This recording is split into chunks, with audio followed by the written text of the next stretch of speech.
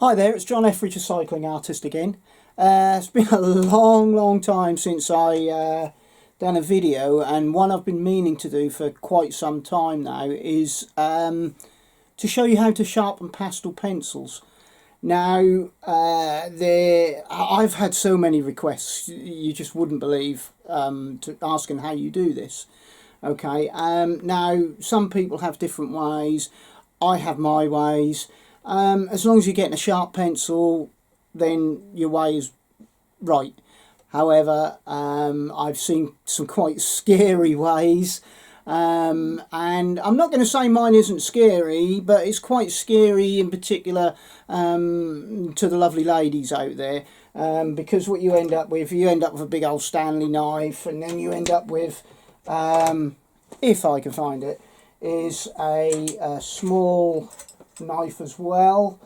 Here it is, it's hiding down the side, look, an X-Acto knife, and they all look a bit scary and a bit sharp, and yes, they are, but there's no need to be frightened. There's absolutely no need to be frightened of them whatsoever. Right, now I thought I'd fit this video in between letting my Inktense Robin dry. It's just a bit of a practice again. Anyway, if I could tell you that the most important thing, and I can't express this too highly, is that you have a sharp blade. Yes, that makes sense, but how many people out there are probably thinking, oh, I spend enough on art materials already, I can't afford to keep spending on blades? Well, yes, I totally agree with that, but what's best? To spend on a new blade that you're changing regular, or to keep knocking the end off your pastel pencils and then using that up probably 3 times as fast as you would do? Personally, I'd go for the blade, and that way you get to keep your pencils for a lot longer, you get them sharp, and then all you got to do is change a blade. Now, the worst thing, like I say, is blunt blades. I'm so frustrated. And that's part of my reason of me doing this video as well. Right, if I can explain, I'll get a pastel pencil. Okay, let's find one that needs a little bit of sharpening. This green here. Okay, it's not got a very good point on it, so we'll probably give that a sharpen and see how we go. Right, now when you're sharpening away, you're cutting into wood. Now that in itself is enough. If you can imagine, that's a tree and that's a blade, you know, that's gonna not last long. Right, so you're cutting into wood. It does depend on the pencils that you're cutting into, but they often have this one hasn't particularly quite so much, which is a Faber-Castell. Again, I rate them really highly, but they do have coatings on them as well. This is all stuff that's got to be cut through, so you need a sharp blade. Once you're through the varnish, the colour, the wood, then you start to hit the core of the pencil. Now the core of a pastel pencil, let's be honest, it's like a really hard chalk or a really soft brick. Your blade isn't going to last long, I can assure you of that. You'll probably last longer with a Stanley knife or with an X-Acto knife, but one of the ones that people do use are these Derwent pastel pencil sharpeners. Now, I can't be honest with you, when they're new, oh, by the way, I will say this, my plaster is not an accident caused by this. Just as I was about to do this video, my son come round and took my old metal garage door away with him and needed it cut in, couldn't get the tool out. I tried to have a go, silly man, and I slipped and I cut my finger. Anyway, getting back to this. This is brilliant for 2, 3, possibly 4 sharpens.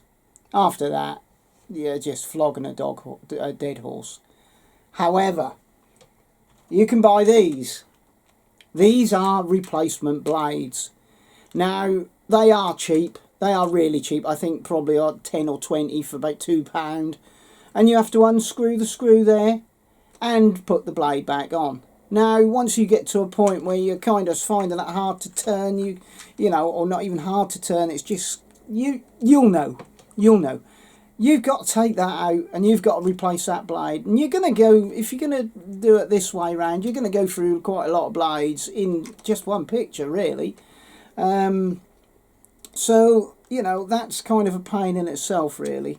And the other thing is, with a sharpener, what you're doing is, and it's not quite so relevant with Faber-Castell, however it does have its effects, you're turning. And what you're doing when you're turning, you're stressing the inner core, you're pulling the core the opposite way, therefore you're getting a twisting action. You get a twisting action, the core breaks. Now, that'll end up stuck in your sharpener, you'll end up frustrated, and you'll be thinking, oh my word, what's going on, I can't use the sharpener. Well, no, you can't use the sharpener because it hasn't got a sharp blade.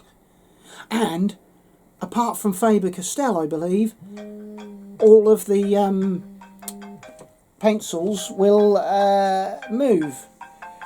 Because, sorry, this is my son. Jed, you'll have to call me back in about 10 minutes, mate. Bye. Right, yeah, anyway, the cores, sorry about that. The cores, that's the Art of Live video, by the way. The cores are generally with the Faber-Castell, or they're always with the Faber-Castell, are bonded to this piece of wood. So therefore it's given it a solid structure. It wouldn't twist so much. It'll twist at the end here.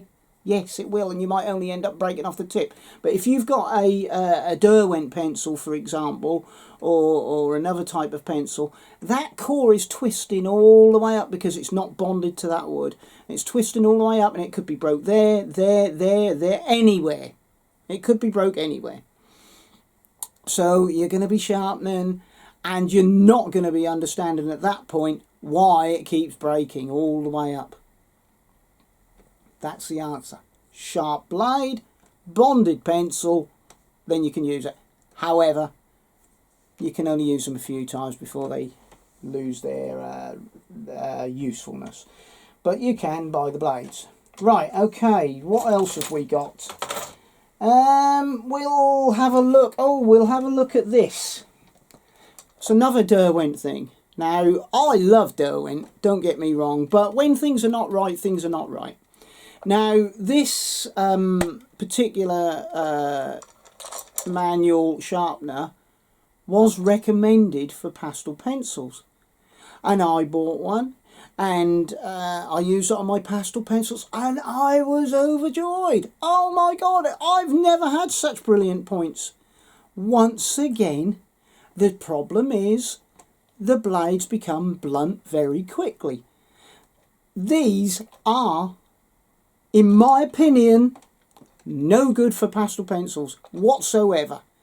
Because once you've paid out £15 on that, used it 4 times, and it's blunt, you might as well just chuck £15 in the bin. At least with this, you're probably only chucking £3 in the bin. And you can replace the blades. You can probably replace the blades with that, but it's more expensive. For the same thing, I mean, what's the point? Okay, so now that brings me on to the X-Acto knife. Now, I like the X-Acto knife. Brilliant. However, once again, and with all these products, you have to regularly change the blade. If you don't, you will have problems.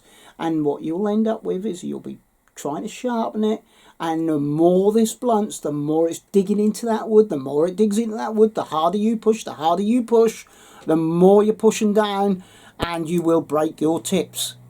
So, have a sharp blade. It's easy. These blades, I think there's 40 in there, wasn't very expensive. So, going on the cost side of things, and actually the beneficial side of things, the X-Acto knife is working out better already. Alright, so once you bought the X-Acto knife, that's great, you just replace the blades. And they blunt, but they take longer to blunt, and then you can just replace it. Right, now what I'll show you, I've put a new blade in here, and I will show you just how easy this is. Right, now my suggestion on every pastel pencil you use, even if it's this bonded one, is to put that point on your finger like that. Turn your finger over. Right, now look, between the blade and the point. Look at all that room. Right, now for me to have to cut myself, if I'm going that way, straight on this is, it probably doesn't look straight on in there. But if I'm doing that, if I'd have to go like that or like that. Now, nobody's going to do that. Everybody sharpens that way. So if you've got the thickness of this pencil between you and that blade, you're on a winner. Okay? You are not going to cut yourself. Cut and turn. Cut and turn. Look how easy that is. Yes, I've got a brand new blade in there. Now, what I do, well, that's a funny thing to say, isn't it? What I do is I keep the old blades that have gone blunt. And the reason for that is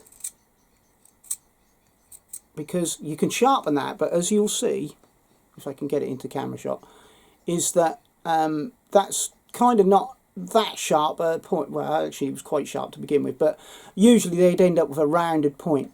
Okay, so I keep the old blades, and I can, to be honest, I can use this if I want to scrub it round and keep turning it and do that, but I'm putting too much pressure on that point, so I don't really like that, and I like to keep that for other things anyway. I keep the old blade and I file it down effectively. I'm turning and I'll keep turning until you can see the dust coming off. What you're doing is you just, I mean, you can't put enough pressure on this blade to actually break the thing or make that slip. Okay, so what you'll end up with, you'll start getting a gradually sharper point, and eventually you can end up with that being wafer thin there. It doesn't take long, it's just that you've got to take your time. Okay, right, now we'll go on to the, let me get another pencil. There we go. Ah, that one, that's got a nice rounded point to it as well. We go on to the Stanley blade. Now that looks scary, but to be fair, is it really any different to that? No, it's just got a thicker handle and a bigger blade. So don't be scared of it. You know, it's like when you go out and you see big places, all of a sudden you're in awe of it. Well, don't be. It's nothing. It's just a knife. No different to that. And the only bit that is scary is this bit.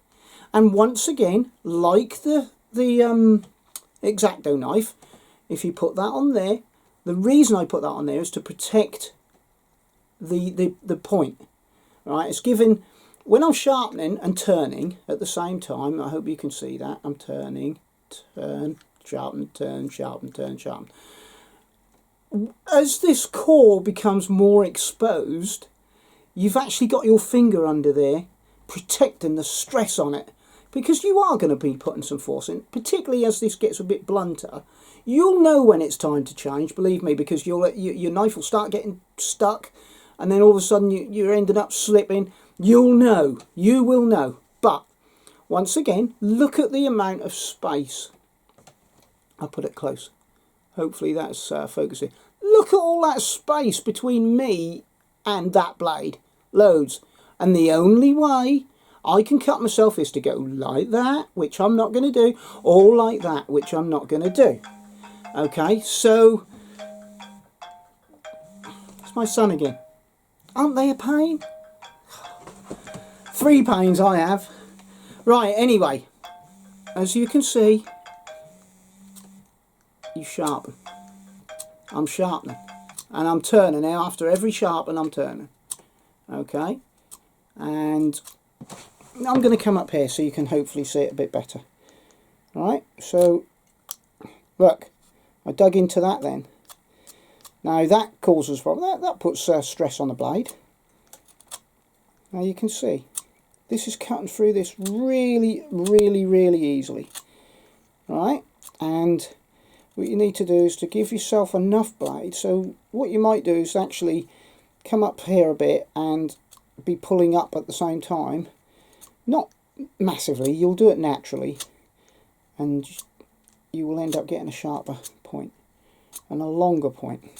Right, now at this point you have to be relatively careful, but because your knife or your blade rather, is in such good condition, it's going to cut through it like butter.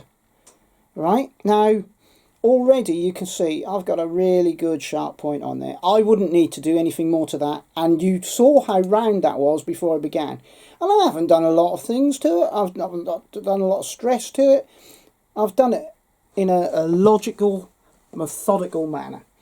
I have to say, I've seen one guy, now it's his way, and you know, who am I to decry that? It's his way, he finds that comfortable. But he uses a blade on its own. Now to me, that is scary. Right, you've got a sharp blade in your hand, or you've got something up here. Now as your pencil gets as your knife gets blunter, it digs into that pencil wood. Now it's only got to dig into that pencil wood and move, which it can do, and you're in trouble. You know, your knife blades, you need a handle on it to secure it, keep it stable. And your knife blade could end up anywhere. It could end up cutting that finger, it could end up cutting that hand. I don't find it ideal. Personally, I think, you know, you're setting yourself up for a fall. So, you know, yes, while that, I mean, this isn't very sharp now, so I'm struggling. But, yeah, there's nothing coming off this now, hardly. But, like I said, that can easily dig into there.